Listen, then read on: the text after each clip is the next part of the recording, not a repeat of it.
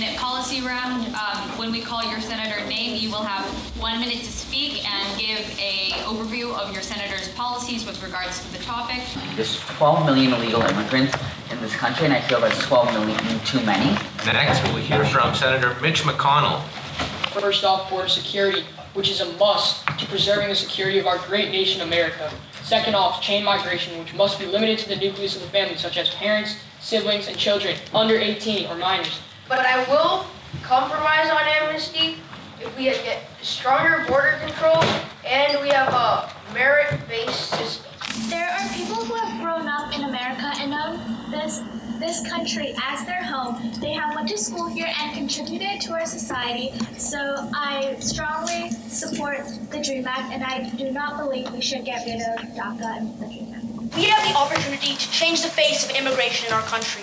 I completely agree with Trump in the way that it's extremely important that we have a strong security in any means possible, including a wall. I am against amnesty strongly and believe that this should not be granted under any circumstance. Dreamers should additionally not be handed a path to citizenship directly.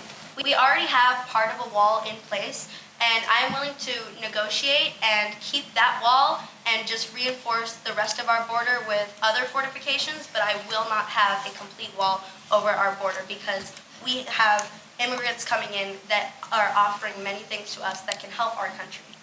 In addition, sanctuary cities such as San Francisco and Philadelphia should not be given federal support. We are supposed to portray to other countries that we have power and we are strong and we do not let people mess with us and break our laws. But we are letting millions of people come to the United States, and that is not what should be happening. In this negotiation and debate, I believe that we should do this piece by piece and negotiate all aspects and everything that can happen. Thank you. Once we solve the problem of those entering our borders, we can then assess the problem of those residing within it.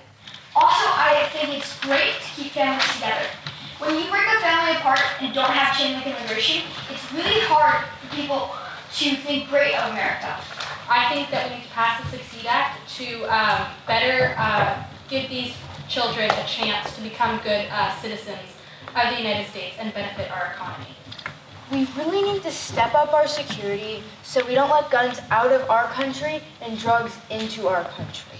I believe that we must prioritize American citizens over undocumented immigrants that are crossing into our country illegally and breaking our laws. Also, we need to give out more H-1B visas to get the best and brightest into our country. I prefer a merit-based system over the visa lottery. We should not be deporting these people because that would be deporting people back to a country which they do not recognize and they do not know. And I think the sanctuary cities / areas should have no funding until they reconsider whether they would like to follow America's laws. These people are called dreamers because they are the representation of the American dream. They came here with their families. They had no choice. They were raised American. They are American. And if we don't protect them, then we are betraying our own constituents. Thank you.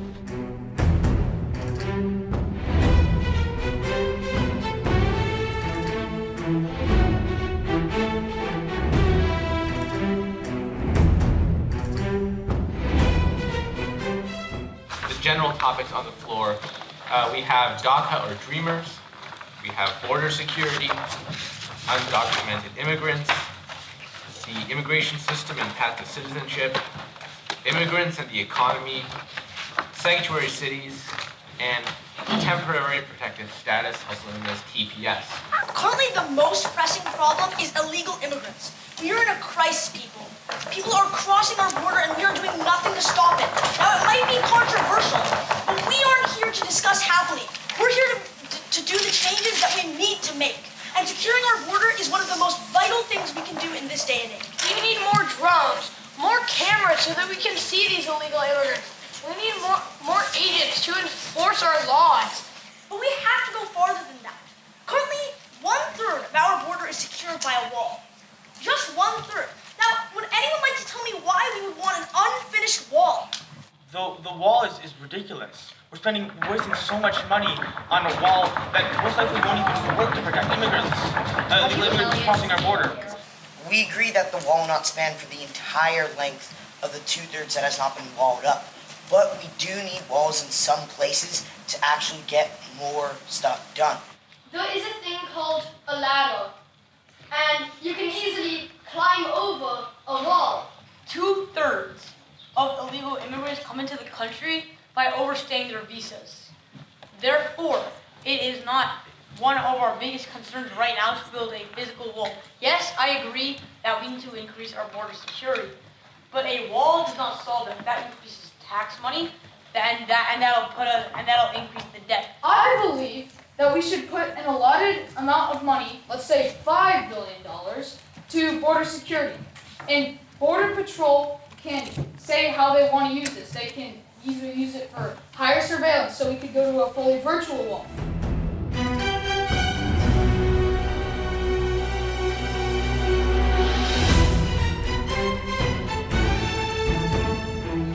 Points or motions? Senator Coons. Motion to introduce the USA Act. With the passing of this bill, the Department of Homeland Security will start a study to develop the most practical and effective technologies available in order to achieve situational awareness and operation control across the U.S. border. They'll submit to Congress a comprehensive strategy of that control, and they'll begin eradicating some plants that have been getting in the way of their operations. Okay, DHS shall establish a 2-year grant program to improve emergency communications in the southern border region. I believe by concept and by principle, this bill is one that we need to accept in the Senate, given that it doesn't do anything deliberate to enforce a wall, merely that encourages a study to show that whether or not a wall would be beneficial, and this is something that we need to have. However, I don't believe that people who have knowingly broken the law should be granted amnesty in any situation. If someone leaves the country just to go on vacation, they can't be granted citizenship. I find this extremely unfair. Not necessarily American citizens, but Americans at heart. And many of these dreamers grew up here, and if you grow up here in America, if you're raised American, how are you not American in basically every way? Delegates, make a decision. With a vote of 23 to 20, this motion passes. Building America's Trust Act. Would the authors of this amendment please come forward to present it? Strikes Clause 308, which is the Sanctuary City Clause. And adds a clause 311. An additional $10 billion is to be given to the Department of Homeland Security to secure the border in the way that they deem to be most effective. Also, delegates, reminder, we're seeing a lot of bills being presented and posted, but it seems like there's not a lot of collaboration, and it seems like just rather small factions, either partisan or bipartisan, are authoring these bills. And it's important to remember that even though your bill may be bipartisan, that doesn't necessarily mean that all members of both sides will agree with it. And even if you have a leader of one of the groups, that doesn't mean that all members of their party will agree with it. In Model United Nations and in Model Congress, it's especially important to have support from a large portion of the committee. So dividing yourselves and trying to compete with one another's bills might not be the best strategy if you want to see a bill that actually gets to voting procedure and is approved. When we left off, some senators wanted to present the SAFE Act. This is just keeping the funding part of the bill, which is something we can all agree on. It only repeals the parts that we had problems with. It only repeals case law and the removal of funding from sanctuary cities. All those in favor of BADA, including the amendment. Please raise your placards. Raise them high, delegates. Raise them now, raise them high, delegates. high. With a vote of 38 to 5, this passes. Clearly passes.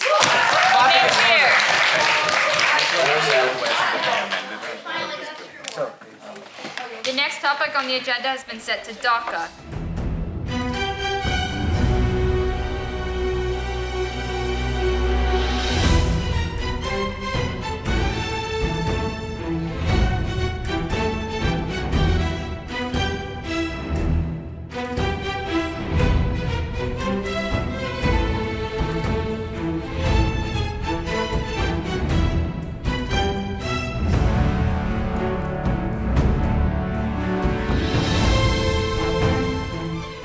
For the time being, DACA is our agenda item.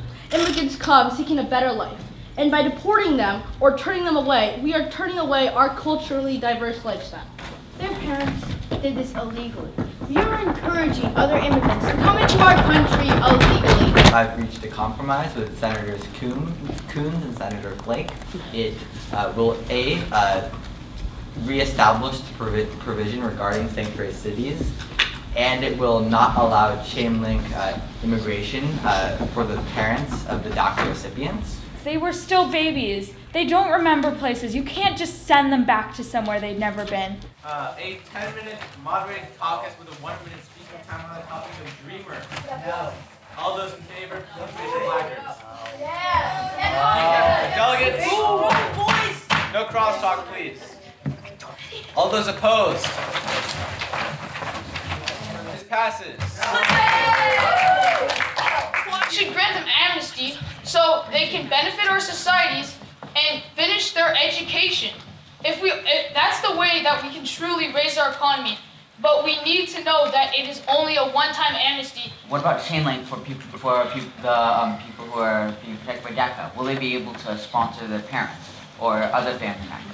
84% of all Dreamers work in the food industry. Another 13% work in the agriculture industry. And it's not just them who are dependent on these jobs, but it's other American citizens who depend on their goods and their services in order to support our economy. So by deporting them, you not only hurt these Dreamers who have been brought over at a very young age, but you hurt our American citizens because they depend on these Dreamers in order to sustain their livelihood. We passed the Succeed Act, which requires these Dreamers to be good, helpful citizens, to have them serve in the Army, to go to college, to help our economy. The DACA does not require them to do that. It just requires them to have a high school diploma. They are an economic driver of our country. If we were to kick them out, we would lose $460 billion in the GDP, and Medicare and Social Security's by $24 billion. The Succeed Act requires individual case-by-case studies by the Office of the Secretary of Homeland Security for every approval of an immigrant. Let us look at the other examples of specific case-by-case approvals in our immigration system.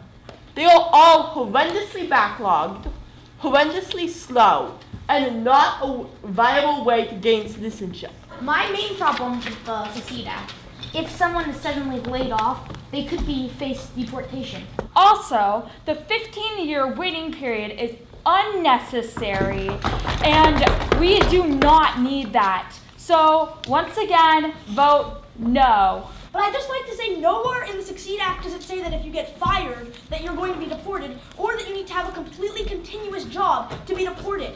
We might be willing to compromise on the fact that it's 15 years, but the most important thing is that we are giving them a path, which is necessary considering they didn't willingly enter this country. Which is why I urge you all to vote yes on the Succeed Act. At the discretion of the chairs, we're actually going to take 10 minutes for you guys to lobby for your bills and hopefully get more support. To have a job or to be contributing. Causing more than 2 misdemeanors and you will be disqualified for the program. More than one misdemeanor. Fine, more than 1.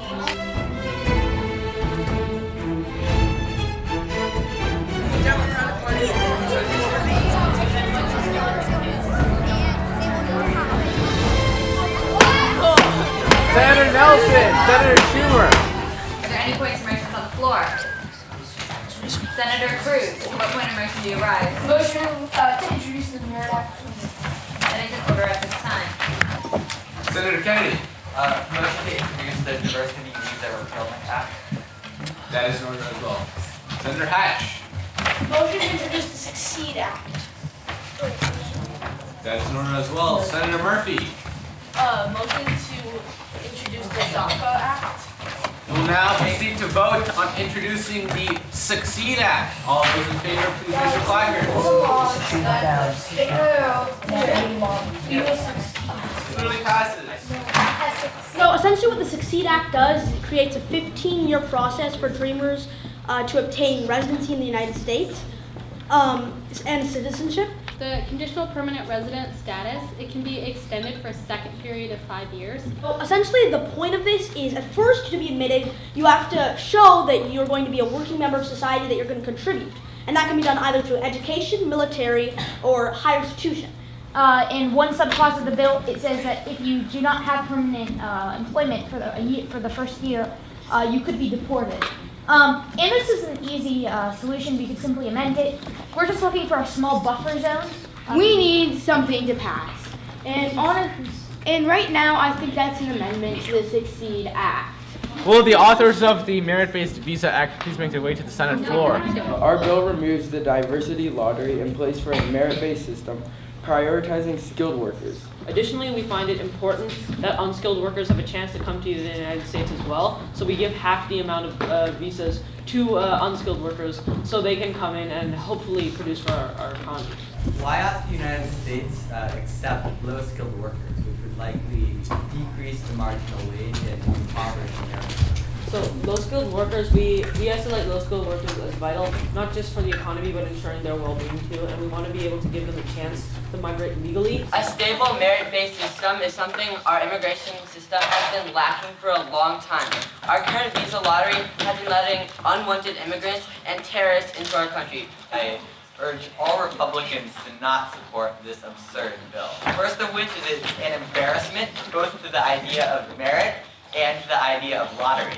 In my mind, and hopefully in yours too, one high-skilled worker and one low-skilled worker are basically the same. They contribute the same amount to our economy. Skilled worker and one high-skilled worker are not the same. People are judgmental. The lottery is not. It picks someone at random. We could do background checks, but then put them into a lottery. Esteemed senators and honorable chair, America is the land of innovation. And so, when we watch the next Google or Facebook come out, we want that to be in our country, which is why we want a merit-based system of legal immigration that allows the best and brightest to come into our country. We need 2 speakers against entering voting procedure on the Merit-Based Visa Act. Because at its core, the merit-based visa bill solves an issue that we have yet to solve yet, which is of the visa lottery. And it's the only way to correctly solve the visa lottery issue. So we need to amend it and then vote on it versus on voting on it now in its pre-amended state. This is supposed to be about merit, not about luck. Thank you, Senator. All those in favor of entering voting procedure on the Merit-Based Visa Act, please raise your placard. All those opposed? This passes. We are now in voting procedure. The doors are barred. Please remain in the room. All those in favor of the Merit-Based Visa Bill, please raise your placards. Delegates, no crosstalk. This is voting procedure, please. This fails. We did it!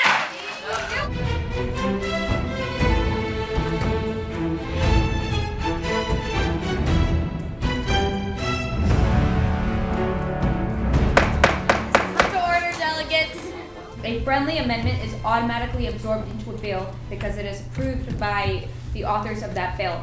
In that case, the committee does not vote on adopting the amendment. An unfriendly amendment is something proposed by members of the committee, which is not approved of by the writers of the bill, and then the committee votes on whether or not to adopt the unfriendly as part of said bill. Is that clear? Yes. Thank you.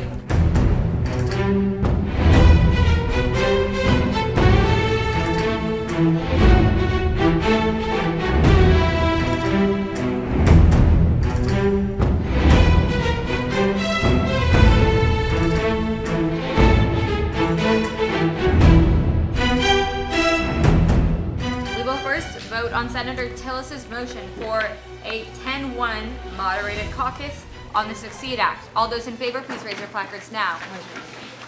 This passes. This passes. Making these DACA recipients work, be in our military, or get an education, I believe this is the best way in which we can ensure that these DACA recipients are benefiting our society. Instead of auto-enrolling everyone, we're going to have it so that each recipient must file their own enrollment.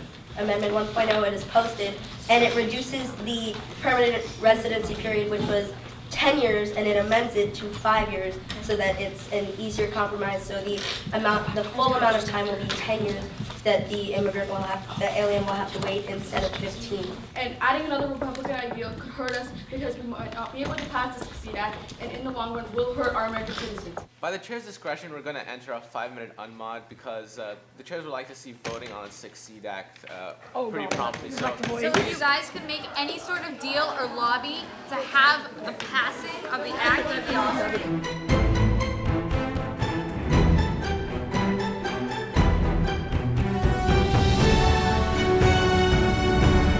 To summarize 1.2, it does two things. A, it ends the diversity lottery program, and B, it also has a provision that will make it have the government contact the various recipients of this Succeed program. Show my full support for Amendment 1.2, which gives Democrats a shortened waiting period so that the Dreamers can become permanent legal residents of the United States. Adding the visa lottery into this bill is a completely unnecessary step, and I feel like it will result in this bill not being passed if this amendment is added to the bill. With my same concerns about Amendment 1.2 as I did with Amendment 1.1, and that is Section 15. In this, it is saying that you have to contact every single of the 2 million Dreamers about the information about their case, and must be stated in 2 languages, as well as any potential courses of action. How much will this cost the government? Let's not think about Republican and Democratic values, but merely think about what they actually stand for. Why do we believe in these things? So a compromise is not just saying, oh, we weigh equally because we have 3 Democratic values and 3 Republican values, but why we are doing it, so we can ultimately provide the greatest amount of good for the greatest amount of people. all those in favor of the Succeed Act, please raise your flag. All those opposed? Yeah, Pascal! Are there any abstentions? With a vote of 24 to 5 to 2, this passes. Topic is in order, delegates. The Succeed Act has passed. Yes, we need to repeal the visa lottery system. After it did let in a terrorist suspect who killed eight people in New York with a truck. Democrats may want to keep diversity and have different countries equally represented in immigration. But we cannot stand for this terrorism that comes in through this system. There have been countless other terrorist attacks committed by our own citizens. We aren't really accomplishing much by just passing this bill in its current state. I think it needs some amendments that would maybe make it a little bit more bipartisan and give both the Democrats and the Republicans a benefit. He states that America is a global powerhouse, and by letting immigrants in, we somehow forsake that power. However, we are only a powerhouse because we let immigrants in. If we pass this act, and if we are letting immigrants in that contribute, not drag us down. And if we simply repeal it, we are discriminating systemically against the poor for an indefinite period of time until we figure something else out. We are a sovereign nation and we need to draw the line somewhere. This bill is where we draw the line. Thank you. All those in favor of the Visa Lottery Repeal Act, please raise your placards. No crosstalk. No crosstalk. All those opposed? With a vote of 20 to 18 to 3, this fails by 1 vote. Abstentions cannot count as a no. So if you have 20 to 18 to 3, that would in fact pass. All those in favor of entering a 5-minute moderated talk for the 30-second speaking time on the topic of the Armed Forces Bill, please raise your placards. This passes. All right, delegates, we have 5 minutes. Senator Graham, would you like the first speech? This is a completely ridiculous bill. The point of this bill is to allow Americans who want to be Americans to help America as a whole by joining the military and get an eventual path to citizenship. Those illegal immigrants will be required to serve a minimum of 5 years, and after those 5 years, can still remain in the military, which is a source of employment. Additionally, you're denying them the route to, in those first 5 years, to other jobs, which is a major way that they produce for our economy. This benefits our military and our country as a whole. Thank you. This is not a draft. We are not forcing these people to serve in the military. They also do not have to be soldiers. They can be medics, they can be cooks. They're not being forced to fight. We're offering them sanctuary and saying we'll pay them to serve in our military so they can stay here later, which is unfair to those who go through long channels to be legal residents and be legal immigrants in our country. That means every single illegal immigrant from the ages of 19 to 35 who hasn't held a political role has to be offered the chance to go into the military. That is so many immigrants. All those in favor of this bill? The Armed Forces Protection Act. Please raise your flags now.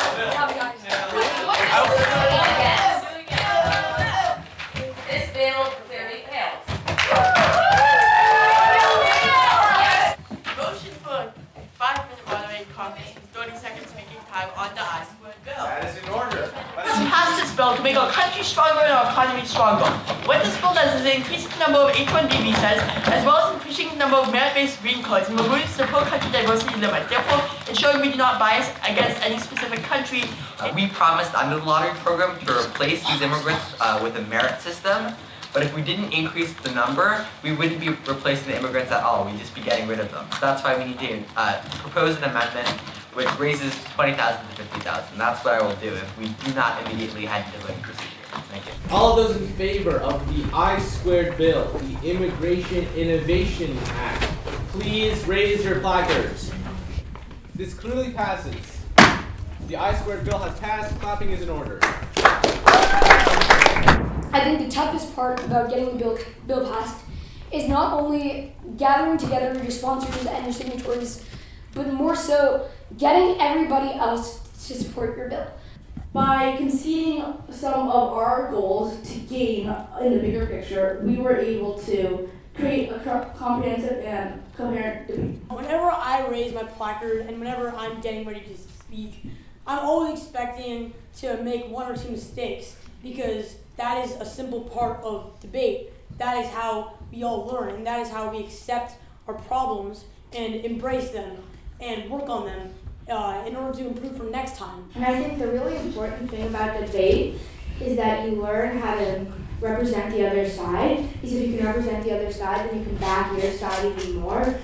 It's pretty hard to get attention, and I found that probably the best way is to be very loud and talk very fast so that they either listen to you or get so annoyed they can't possibly not listen to you. I've learned that the more you speak and the more confidently you speak, the less people will judge you. If you speak like you know what you're saying, then people won't judge you. But if you second guess yourself, everyone else will also be second guessing what you're saying. It is often the very chaos of the practice of diplomacy which causes us to actually have ideas. Because this weekend we were thrown into the gauntlet of diplomacy and the gauntlet of the Senate, and we had our ideas criticized and knocked down. We've beaten through multiple resolutions, and that ultimately leaves us with the end result of a solution. And these solutions may not always work. Take, for instance, the Fortnite bill. But these solutions always make us think about what is the right thing to do. You should care about what other delegates think, but don't let them hinder your policy. Don't contort your policy just to fit others' expectations of a senator. Thank you. And so being a girl in debate and in politics is really difficult because people don't want to listen to you in favor of the male delegates. But what I've learned is that if you speak up and you push for your ideas, people have to listen to you and they start to respect you. You guys have had some difficult conversations that people 5 times your age struggle with, and you've passed some incredible legislation. Take this moment, all of you, to look back on the last year of LCM, and especially over the last 3 days, and recognize that you've all learned and grown so much, and that's something to be incredibly proud of. I think LCM represents this eclectic juxtaposition of politics and policy and law and media and journalism, and we all find our places within this interdisciplinarity. And we also find ourselves drawn back to LCM year after year to form a part of the League community. The skills that you use in LCM are about empathy, understanding others, understanding people's concerns, and you can use these skills in any field you go to in your lives. And when you do this, not only will you lift others, but you will make our world a better place. With that, I believe Ashley has one motion to propose. Is there a motion to close debate? That is in order at this time. All those in favor of closing debate, please raise your hands.